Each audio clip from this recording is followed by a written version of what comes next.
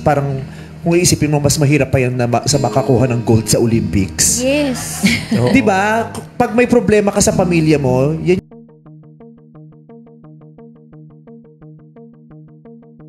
Usap-usapan ngayon sa social media ang mga binitawang salita ni Unkabogable star Vice Ganda sa bagong episode ng It's Showtime.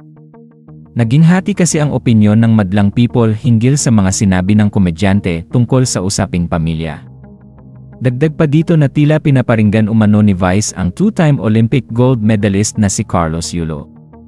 Sa latest episode niya ng Especially For You ay naging topic ng mga It's Showtime host ang tungkol sa pagkakaroon ng gulo ng isang pamilya. Dahil na ito sa kanilang contestant na nagsabi na hindi nito feel na parte siya ng kanyang pamilya. Dahil naman dito ay agad na nagbigay ng opinion si Vice Ganda.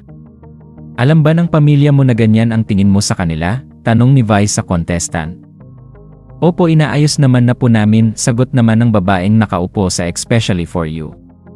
Bigla naman tumugon si Vice sa sinabi ng babae at dito na nga tila nagkatalo-talo ang mga tao dahil ginamit nitong halimbawa ang pagkuha ng gold sa Olympics. Ayon kay Vice Ganda, mahirap yung hindi ka okay sa family mo, napakahirap na problema yan yung problemang hirap na hirap ka masolusyonan at gawa ng paraan.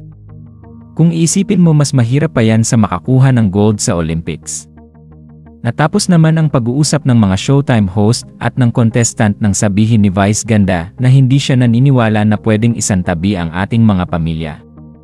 Samantala marami naman ang hindi natuwa sa statement na ito ni Vice Ganda. Anila ay patama ito sa ating bayani na si Carlos Yulo na siyang nag-uwi ng gintong medalya sa Pilipinas.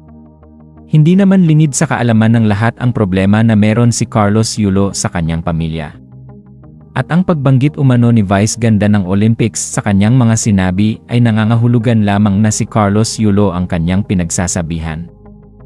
Sa kabilang banda marami din ang pumanig kay Vice Ganda, anila ay ginawa lamang example ng komedyante ang gold sa Olympics para mabigyang diin kung gaano kahirap ang magkaroon ng gulo sa pamilya. Dagdag naman ng fans ni Vice ay kung sakaling totoo na si Carlos Yulo ang gustong patamaan ni Vice, ay baka nais lamang nito na maayos na at magkaroon na ng kapayapaan sa pagitan ni Carlos Yulo at ng kanyang pamilya.